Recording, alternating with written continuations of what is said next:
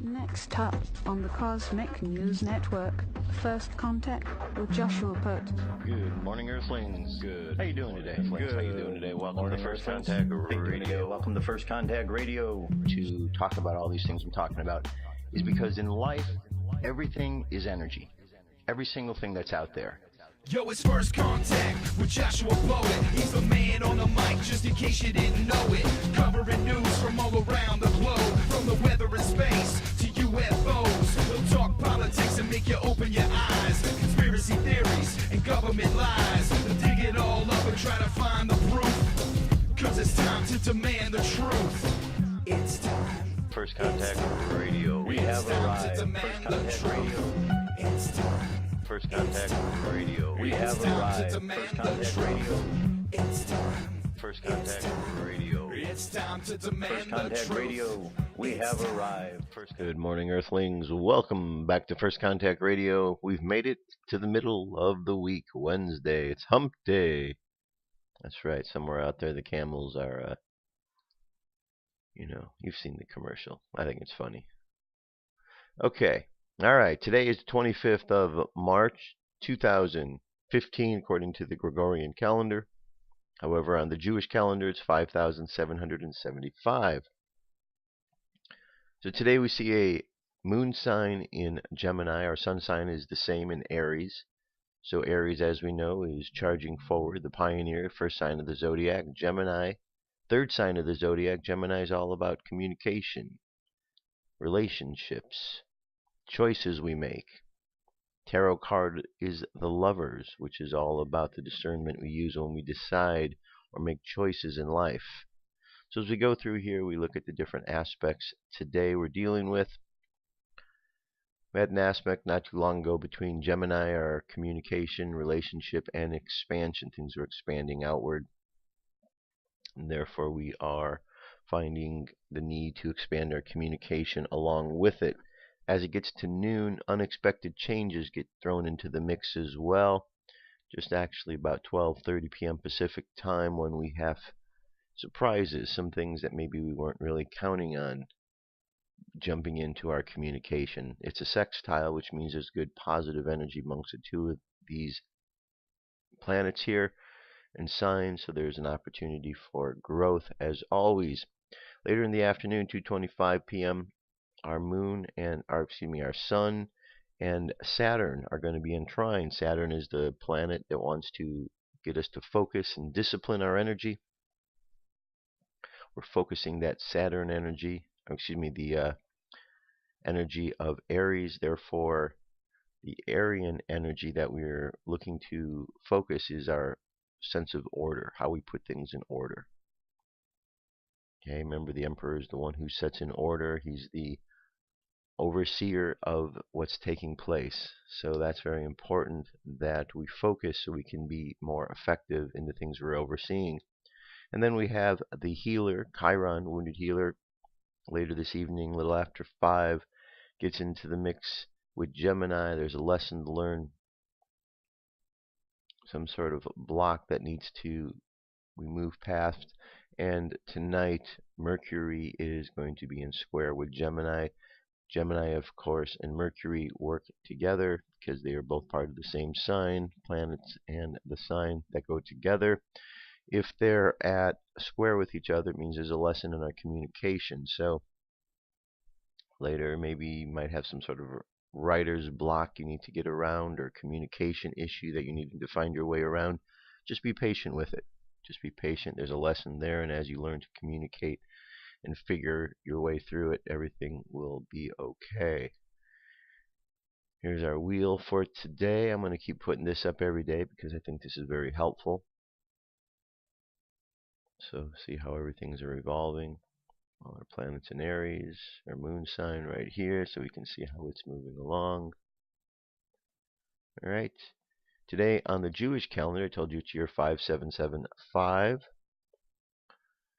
5 Nisan is the name of today that correlates with the 25th of March. Daily thought is delight unlocked. Nothing is higher than delight, says the ancient Book of Formation.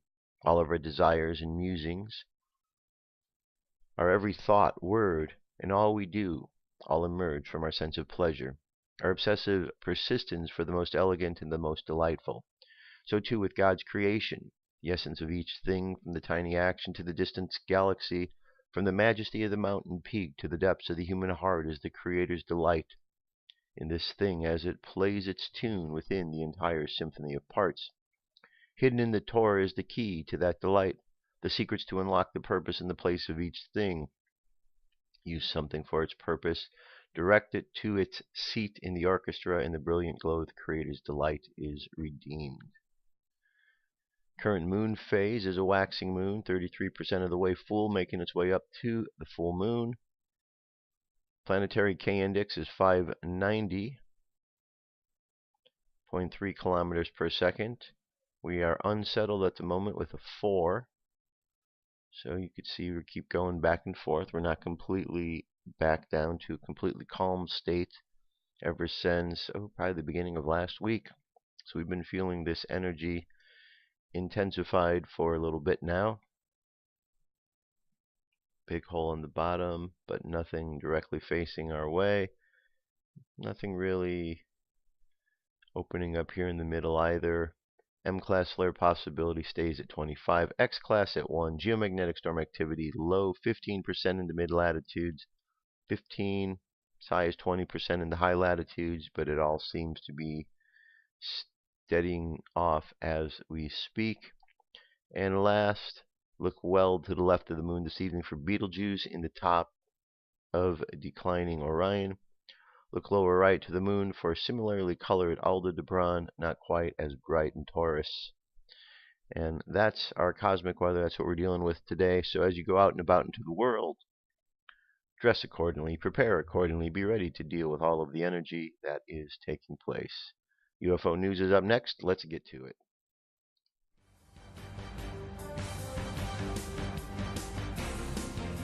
This is the UFO News with Joshua Poet. Thank you very much, Dirk. All right, our first sighting takes us to a cloud. Actually takes us to Colima volcano in Mexico. And we see a cloud above that volcano that very much looks like some sort of a UFO, doesn't it?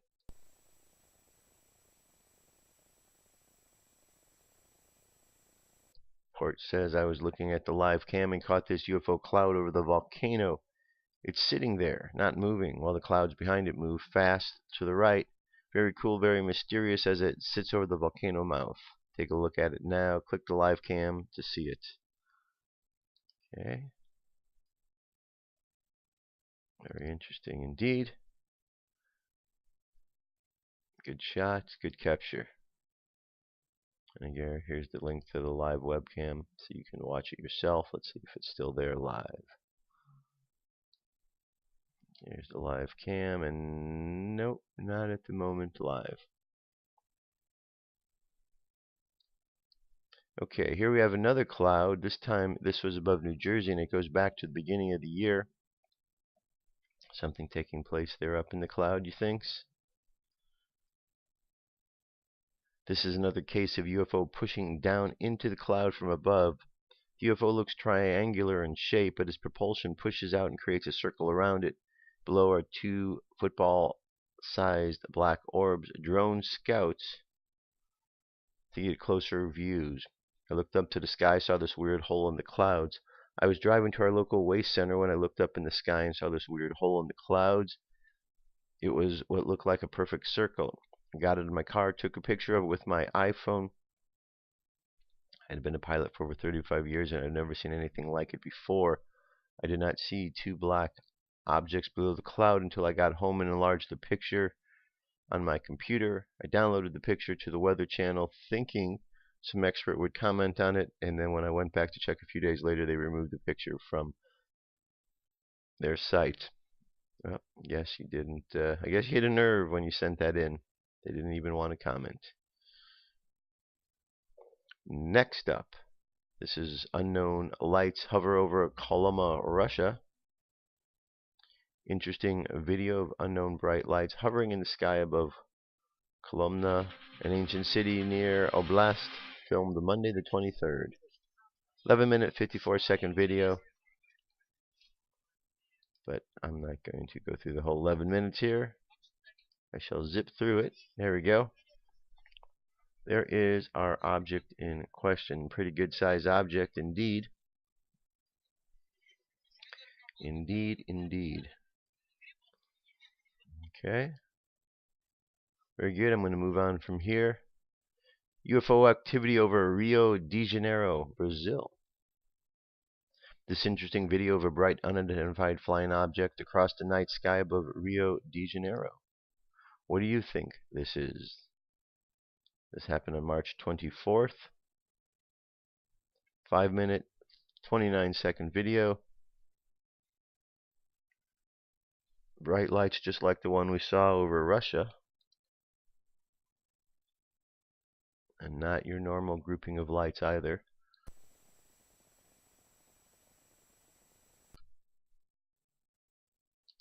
Okay. Very good. Here we have California, March 22nd.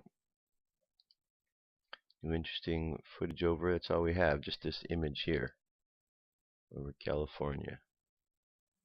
Alright, no other real descriptions other than just UFO sighting photo taken while hovering in the night sky over California, March 22nd. And that brings us to this next story here. Circular UFOs over UK were followed by government helicopters. Here's our UFO, the helicopters. This family was left spooked, claiming the UFOs were followed by an MOD helicopter fast in pursuit. The family claimed their barbecue was interrupted by 4 UFOs zooming across the sky, quickly followed by the Ministry of Defense helicopter. Andrea Finney from Bolton, Lancashire, was enjoying a pleasant outdoor family meal with her husband Nigel and their son when the mysterious event left them spooked. The 48-year-old, who works in the property management, told Mirror Online that there were 4 of them, and they zoomed across the sky. You just had to be there to see it. It was the strangest thing I'd ever seen in my life. They zoomed off after we spotted them, and the craziest thing was they were followed by the Ministry of Defense helicopter. I was just gobsmacked. Upon seeing the UFOs, she alerted her husband Nigel to get a camera. The 50-year-old delivery driver said, I took photos as quick as I could. We just could not explain it. They were not hot air balloons. They were not Chinese lanterns. They were just something else. Our camera does not have a good zoom or anything. It is just a normal camera, so we took what we could, but afterwards we could just not explain. It is a mystery. A mystery indeed. And last but not least, for the UFO stories today, scientists mull broadcasting, come find us signal for aliens, but dangers lurk. The question it's asking, should humanity be broadcasting a come find us signal? Astrophysicists and scientists over at Search for Extraterrestrial Intelligence Institute in California are planning to send a come find us transmission into space in hope that the alien race will pick up the message and come looking for us. Nothing has been inked on paper about this possible plan, but SETI will be discussing the new initiative at the annual meeting of the American Association of Advancing Science next week. The need for such transmission arises from the possibility that all alien races are just listening for radio transmissions, and none of them is actually sending anything out. There could be civilizations out there, but if they are all listening and no one is broadcasting, then nothing will happen. Astrophysicist and SETI's chief executive David Black told the Sunday Times. One question is, if we go ahead, what message should we send? Should it be the work of a few scientists that involve the whole world, perhaps through the internet?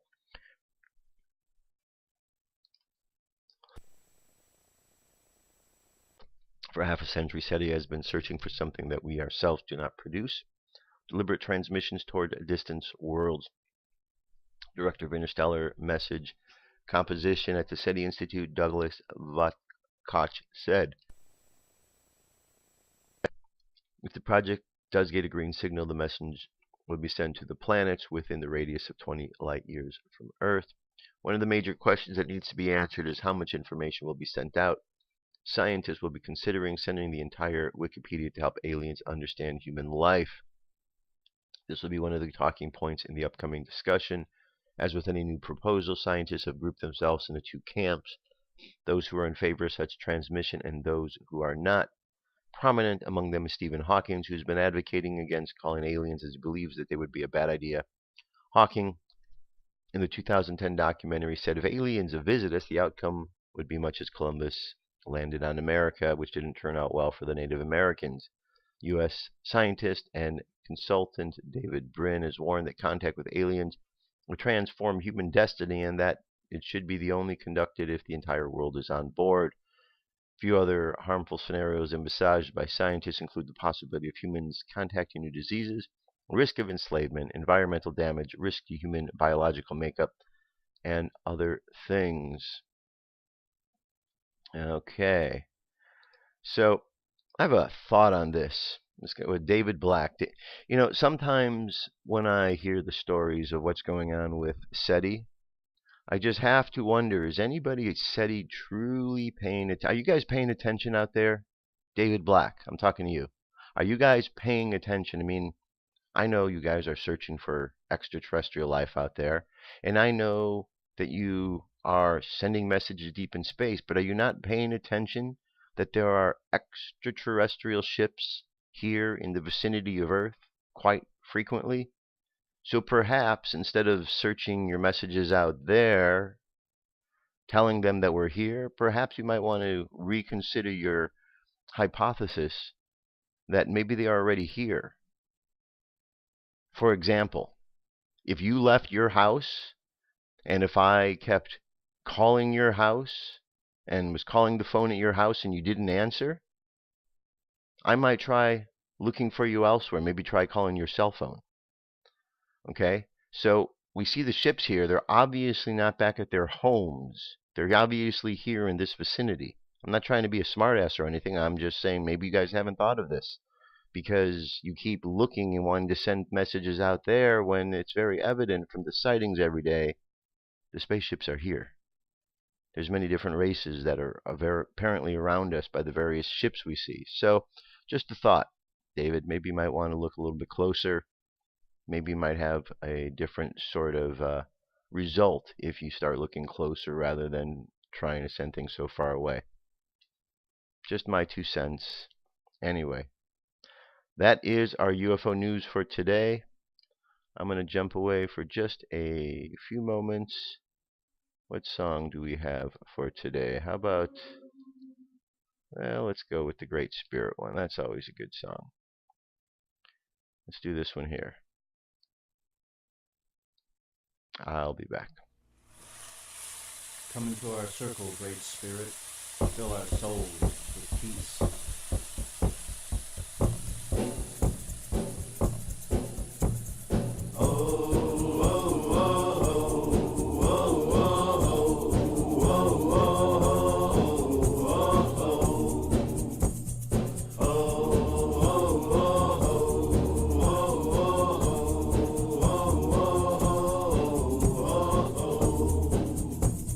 Great Spirit, send down your love, send down your love, send down your love to us from above. Great Spirit, send down your love, send down your love, send down your love to us from above. Oh, oh, oh, oh, oh, oh, oh, oh, oh. Great Spirit, shine down your light, shine down your light, shine down your light to light our way. Great Spirit, shine down your light, shine down your light, shine down your light to light our way. Oh, oh, oh, oh, oh, oh, oh, oh. Great Spirit, show us the way, show us the way, show us the way to live in peace every day. Great Spirit, show us the way, show us the way, show us the way to live in peace every day. Oh, oh, oh, oh, oh, oh,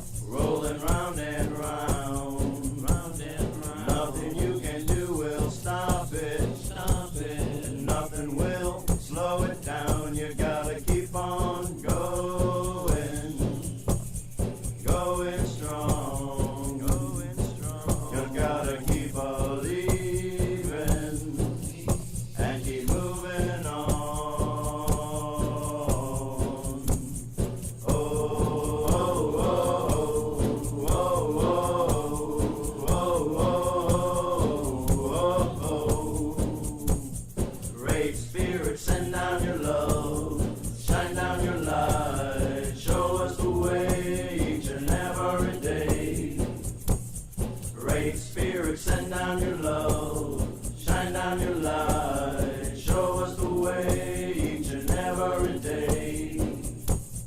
Oh, oh, oh, oh, oh, oh, oh,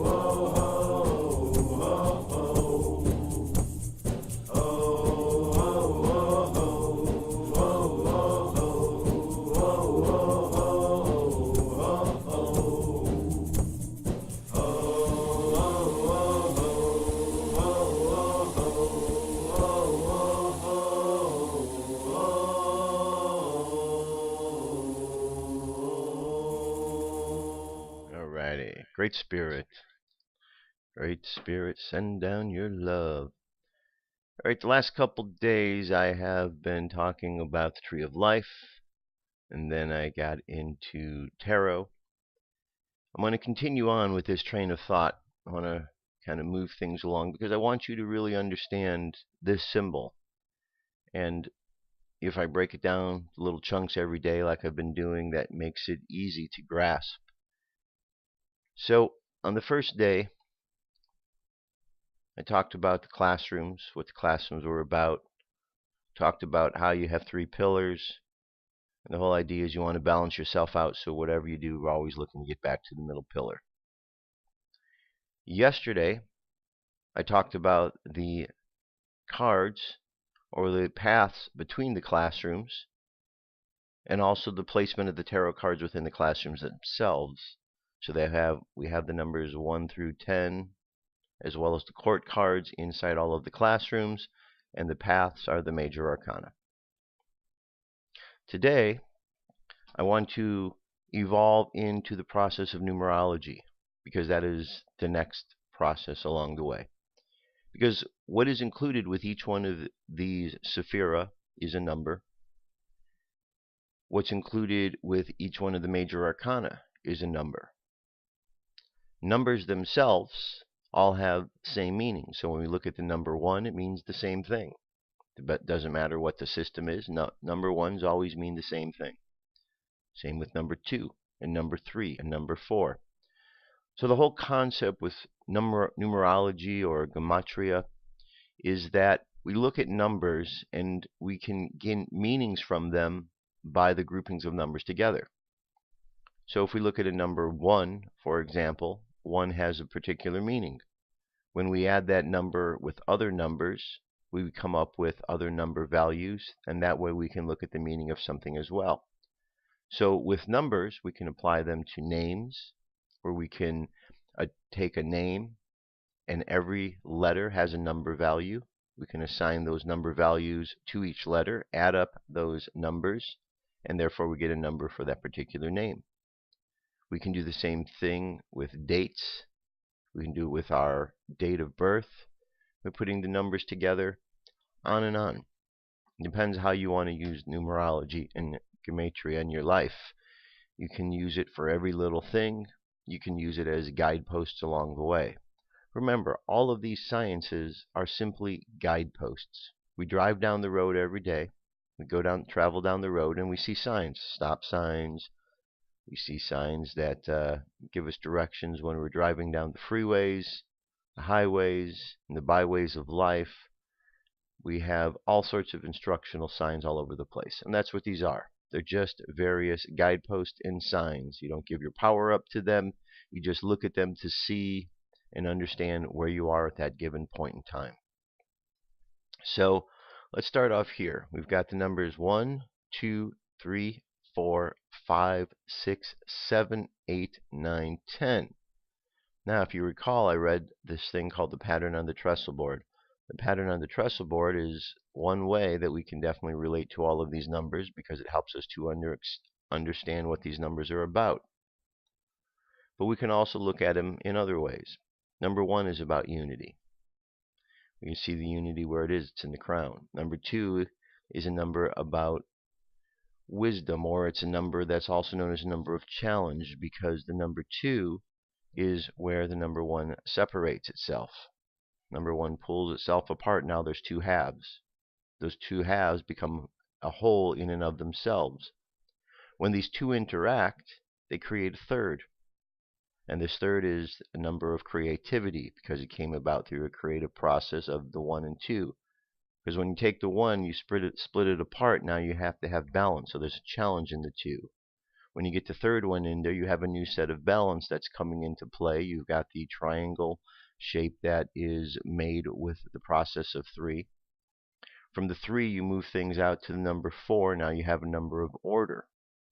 A number that shows us we have table, 4 legs, chair, 4 legs. So we have a different system of order.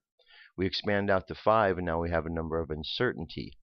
A number where we are needing to express ourselves, but we've kind of moved past that place where we're in a solid position, and now we've taken another step. The question is, why would we take a step if we're in a good solid position?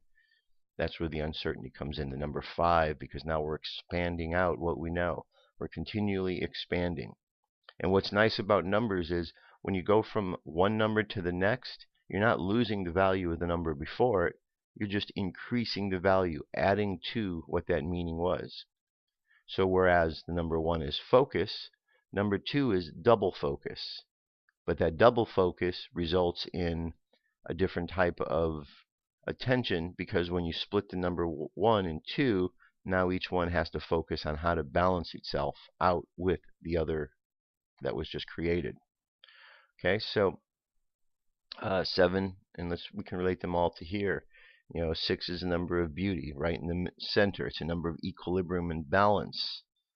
7 is a number of victory. We hear about the number 7, 7 days of the week. 7 is a very important number that's plays over and over in esoteric philosophy relating to the stories in the book of Revelation and many other places throughout esoteric and apocrypha and so on.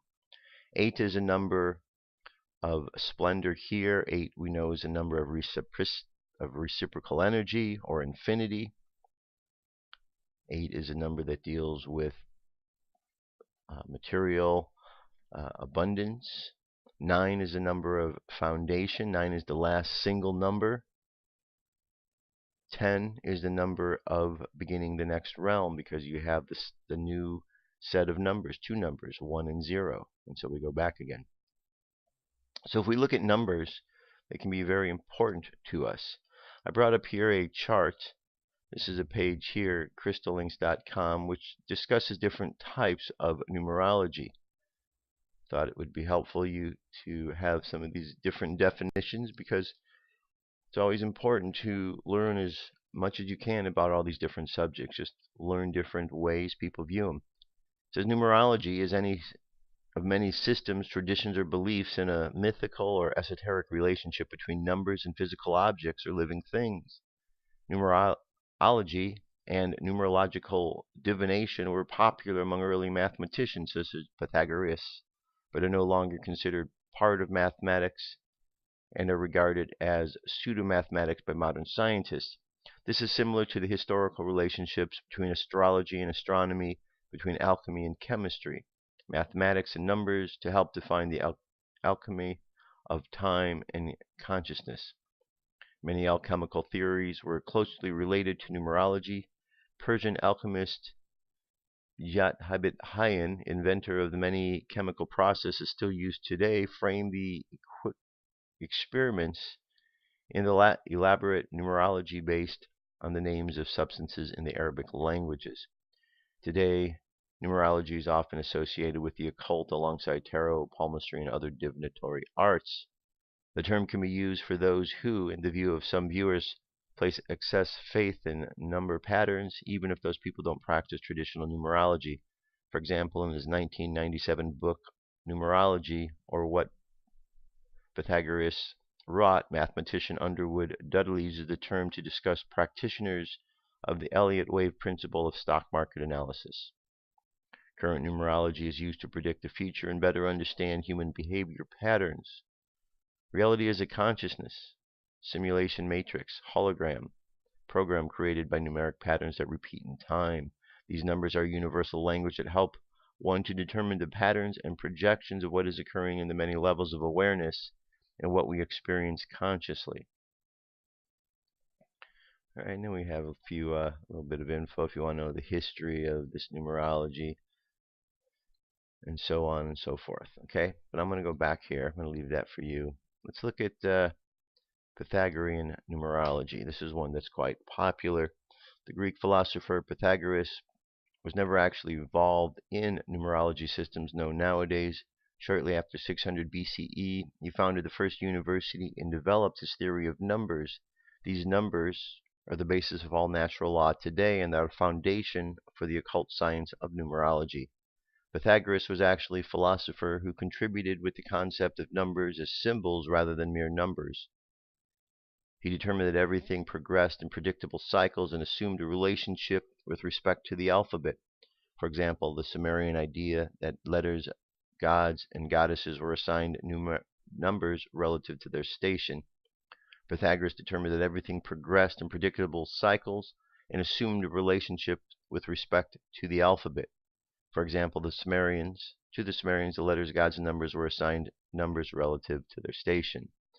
Numerology, as we know, is based on a system known as Gematria, which is one of the Kabbalistic disciplines. Through Gematria, we can get the number of each word or name, since the Hebrew alphabet has the same symbols for both letters and numbers. Western numerology is but a way to adapt the principles of Gematria into the Latin alphabet so as to get the numbers of words and names as well. So bottom line here is this is a system we've looked at. What you do is you make a line 1 through 9, and then you just chart across the letters, and the letters A through I are going to fill up. Those are the first 9 letters. Then you just begin a second column and you go J through R and S through Z. Then all you're going to do is you're going to spell out a word, and you spell your word out, and then you just assign whatever number that is to that particular letter. And when you're done with that, what you're going to do is you're going to go ahead and you're going to take that letter with that number and you're just going to add them all together. And once you add them all together, you now have a result, and that result is the numerology for that particular word. Okay, so let's see if we can do some examples here. So let's see. What you can do is you can take your name, or I'm going to take my name just kind of as an example. And I'm going to assign the letters to it for J-O-S-H. So we have 1 plus a 6 plus a 1 plus an 8. Okay?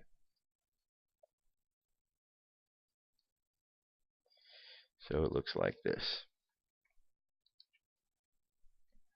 Okay?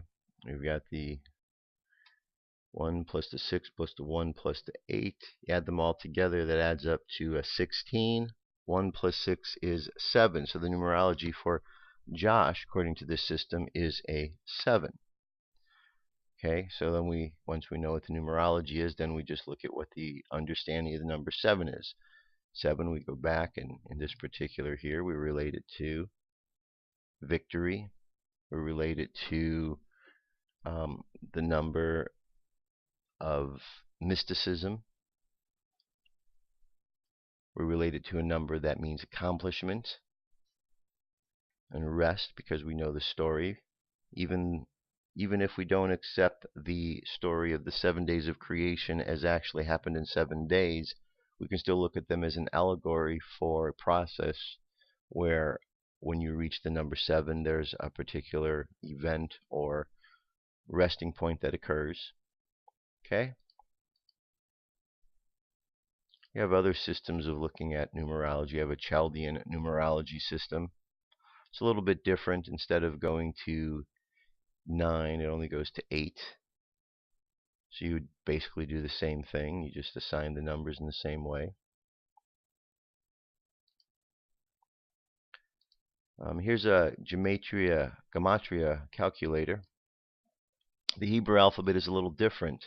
The Hebrew alphabet assigns letters in this way. Aleph, and this you read from top to bottom here. Aleph, Bet, Gimel, Daleth, He, Va. Zayin, Chet, Tet. So these are going to be the first 9. 1, 2, 3, 4, 5, 6, 7, 8, 9. Once you get to the number 10, now you go ahead and you jump by tens. So Yod, Kaf, Lamed, Mem, Nun, Samek, Ayin, Peh, Zadi, and Resh, Kaf, are all 10, 20, 30, 40, 50, 60, 70, 80, 90, 100. And now you're going to go by hundreds with the last several ones, Resh, Shin, Tav. So we look at these placed here in the tree of life. We have the Fool, Aleph, Beth, Gimel, Gimel, Daleth, He, Va, Zayin, Chet, Tet, Yod, Kaf, Lamed, Mem, Nun, Samek, Ayin, Peh, Zadi, Kof, Resh, Shin, Tav. Okay? So there's the placement right there. So you can assign the numbers in this particular way. You don't have to assign them in the way I was showing you. This is another way if you want to look at it just simply from the Hebrew letter perspective. And this is kind of nice because you can just type in some words here.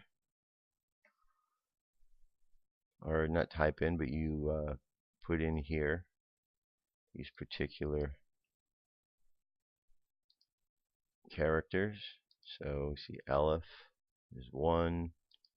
We added up with the next one. So once you know what the letters are that make up your name, you can go ahead and you can put that together and figure that out for yourself. You have other little translators here. So if we want to translate to we can look here and see what the translation is. Okay, shows us the letters. We can go back then and we can backtrack and we can use this calculator to put the letters in. Okay, here we have another Gematria Calculator. This one you just type the words in, click on it, it will do it for you so you can look at it. Shows us Gematria here in 3 different ways. This is simple Gematria, English Gematria, and Jewish Gematria, 3 different ways of looking at it and the numbers that come out. So in one system, 52, 1, 3, 12, 1, 7, 48.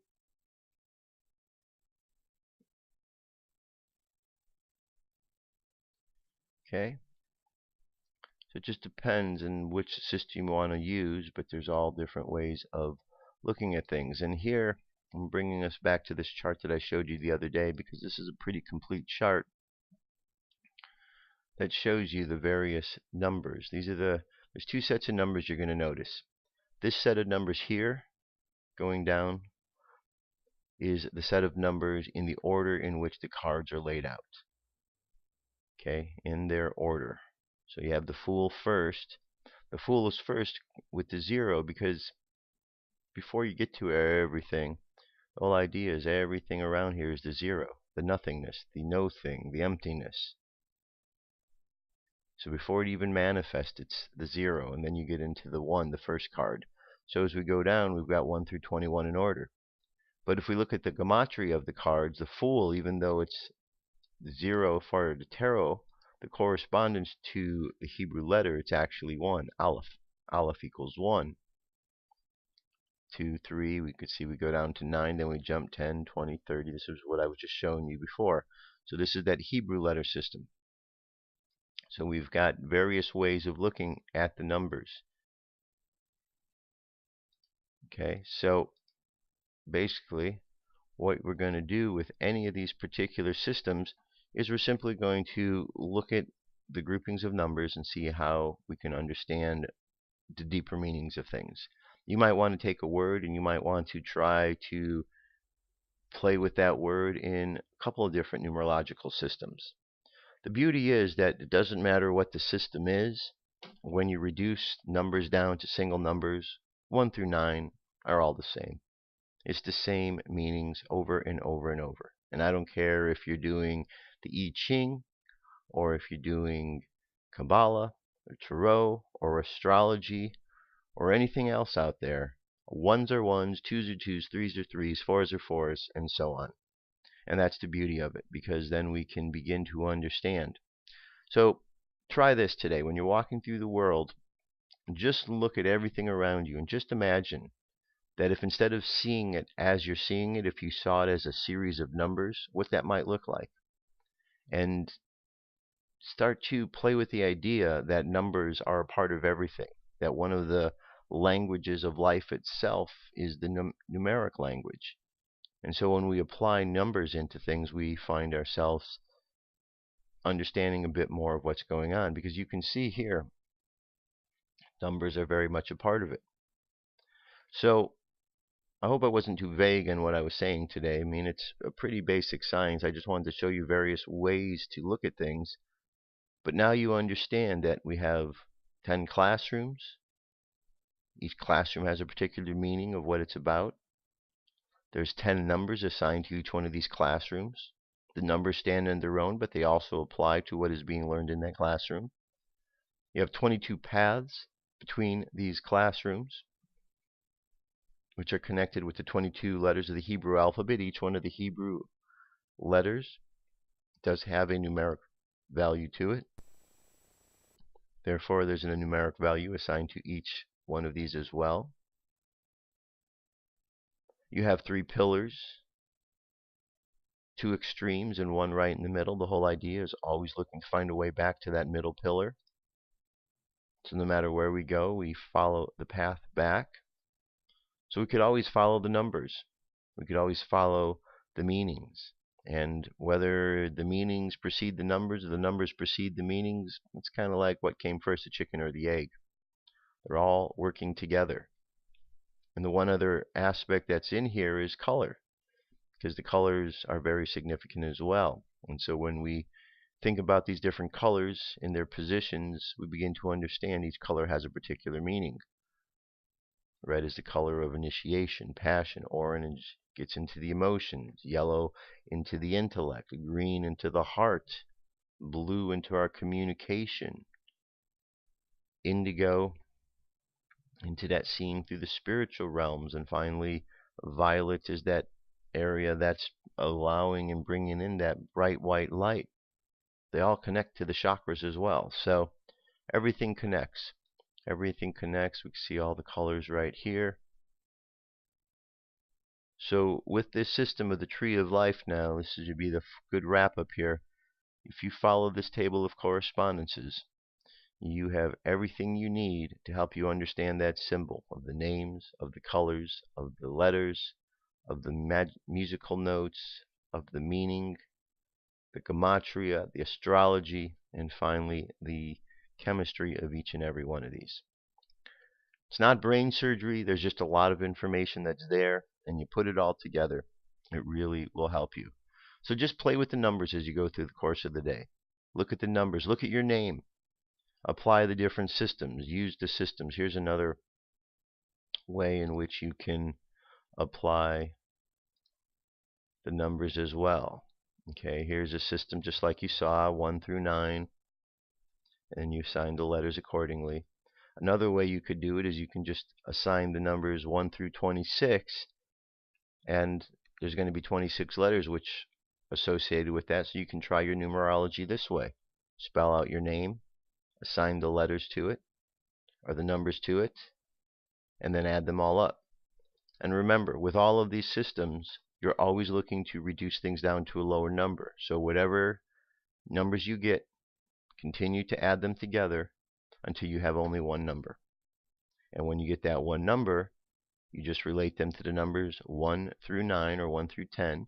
The pattern on the trestle board is an excellent source to use, or look at this chart here for numbers. And the more you do, the more you're going to start to see that the similar meanings occur, whether it's a 1 or a 2 or a 3. They all mean the same. And the more you understand how everything is connecting, the more you're going to see how everything's connecting. Does that make sense? I hope so. I know it does.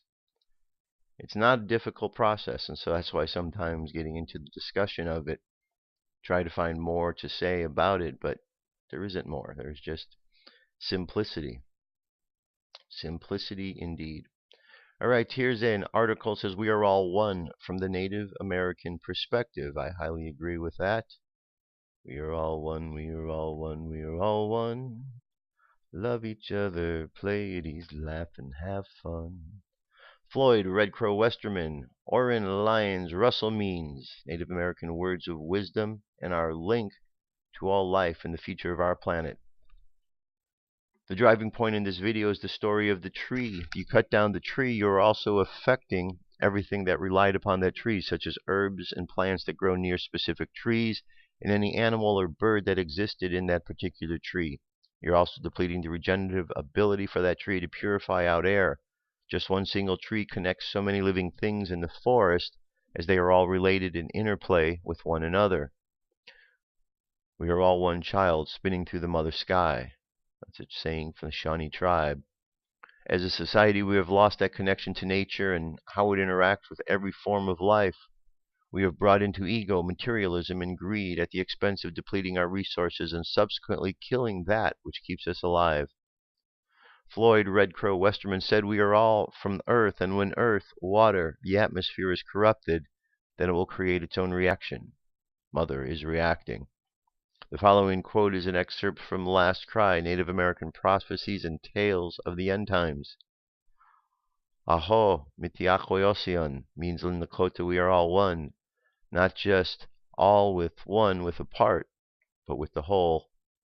We are preoccupied with nonsensical distractions such as sports, television, and most importantly the feeling that we need to be economic slaves to a broken system of fiat currency. We are literal slaves to the almighty dollar and are willing to work 40+ hours 5 days a week until we no longer are able to work anymore. For what? And for why? Nice little video here. The rich get richer. They are creating even larger disparity between those who have money and those who do not. We pay our bills, do things that we should inherently get for free. So it goes on and on. And here saying people are powerful and there is a time to become the change you want to see in the world. Peaceful non-compliance will change the current global system.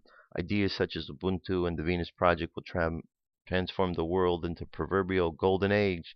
But we are at a tipping point and do not have much time left at the ecological clock.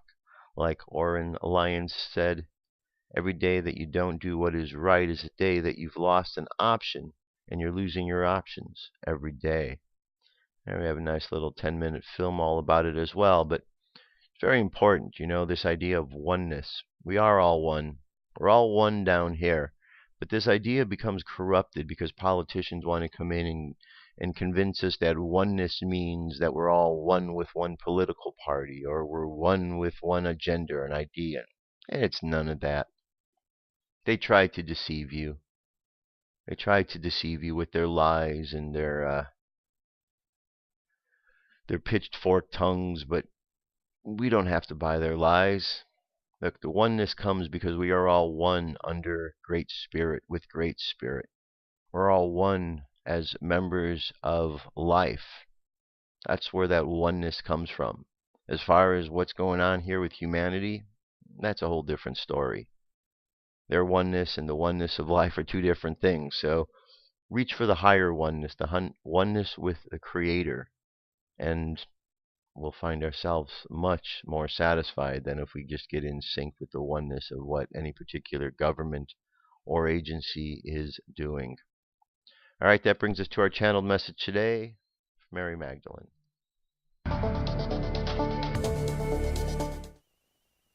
Pure Love Activation from Mary Magdalene, channeled by Fran Zepeda, March 21, 2015. Note from Fran. This is an activation message given to me by Mary Magdalene a little while ago, and I was guided to wait and share it with you now.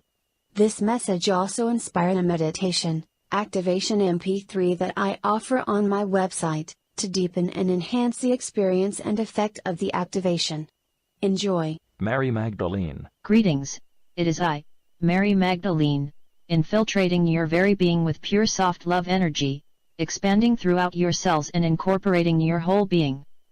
I am the softness of pure energy with which you have a match, the love of Creator in every cell of your being, the love expanding with pure, soft lilting essence taking over your very being, the pure soft color of gold and magenta planted and anchored and expanding to infinite possibilities.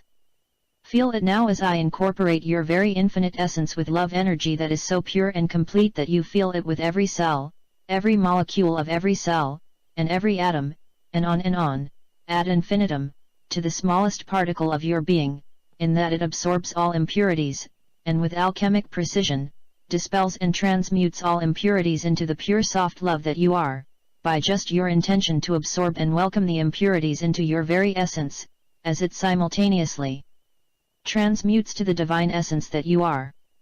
Pure golden energy with many colors of the rainbow infiltrating and residing in each cell as the crystalline nature of you becomes more apparent. And this is your alchemy. This is your true nature. This is your essence. It is all one and the same. Love becomes you and you become love, and forever and always you reside within it. It resides within you. It is the makeup of every smallest particle of your being. Altogether it blends into the love that you are. And dear ones, this is key to your ascension. Feel as if you are love floating, love incarnate, love moving, love in action, love amongst all amongst you, in love and purity.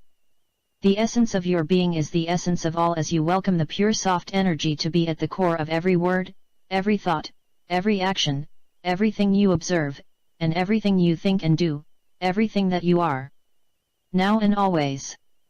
Think of it as instead of seeing your cells as filled with physical matter, you see them filled with golden and soft pink and magenta wisps of softness, swirling and liquid in makeup. It exudes out to cover all the space in and around your cells. You become fluid with love. You become substantial in love. You become love, nothing but love. Allow this love to form and create everything in your world. Let it become the basis of your thought and creation, and see it manifesting as what you wish to see in your world, what you wish to experience in your world, what you are in this world. The love that is you, then becomes a gift to the world and a gift to you that you cherish always. You are the gift. You are the love. You are the everything in this world. For you are one with it. Your love particles stimulate all other particles in you, and on outward to stimulate all other particles and beings, as if just by being there, it turns on the other particles, on and outward to infinity. So now there are many love particles making up everything in your body, and light body, everything in your environment, everything in your universe and multiverse. Everything becomes love because it is love. It is just being turned on to remembering its true essence. It takes over the world, it takes over the multiverse, this alchemy into true divine love making up everything in the multiverse. And I give this to you in pure intention that you make this your own truth. And I support each and every one of you in this endeavor. For now and always, I am Mary Magdalene, in pure love essence. Namaste. Alright, very nice message as always from Mary Magdalene. Let's look at our message today from the Warrior of the Light. Today we're on page 50. A warrior of the light often loses heart. He believes that nothing can stir in him the emotion he so desired. He is forced to spend many evenings and nights feeling that he is one of the vanquished, and nothing seems to be able to restore his enthusiasm. His friends say perhaps his fight is over. The warrior feels pain and confusion when he hears such remarks because he knows that he has not yet reached the place he wants to reach. But he is stubborn and refuses to relinquish his arms. Then, when he least expects it, a new door opens. Alright, go ahead and close your eyes. Take a deep breath. And exhale. Take another deep breath. Exhale again. Alright, imagine yourself walking along the path. All of your chakras are activated. From the bottom of the spine, red. Above that at the navel, orange. Just below the rib cage, yellow. At the heart chakra, green. At the throat, blue. Indigo at the third eye. And violet at the crown chakra, and the light continues on into the cosmos. And we continue walking along the path of life, and as we do, we look around at the plants, the flowers, the grass, the world around us. And as we look at that, we see number patterns very subtly embedded within all of these things that we see. We understand how number plays a very important role and part in all of these creations. And so we allow our understanding of numbers to become even deeper and realize that numbers is one of the languages of God, the way in which the universe speaks to us.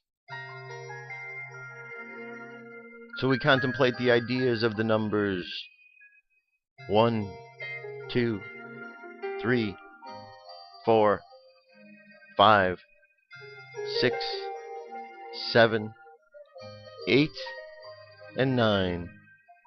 And once we understand the values of the first 9 numbers, all we have to do is combine them to make any other number we choose. And so we see that life is an ordered set of numbers, letters, and sounds, and we are moving amongst these energetic patterns, patterns which are simply symbolic representations of something else. So we move through life today simply just paying attention to the numbers around us, to the world around us, and seeing how it unfolds.